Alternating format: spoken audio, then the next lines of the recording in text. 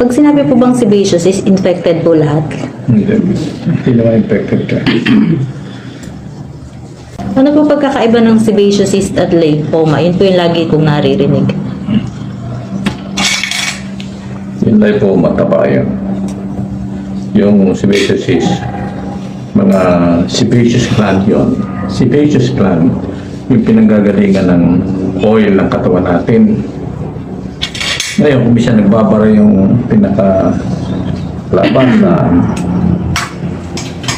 pag nagbara yung oil na dapat lumalabas sa ating body ay sa skin ay hindi makalabas.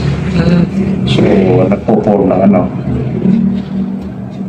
na cyst, ang laman sebum. Sebum, kasi ano ba yung sebum, di ba? Mantika. Mantika. Kaya kulay puti yung lumalabas. Puti. Sa pareho po sa sebaceous cyst at lymphoma, meron po ba sa kanila na pwedeng malignant o pwedeng maging cancer? Yung lymphoma, minsan, nagiging yun.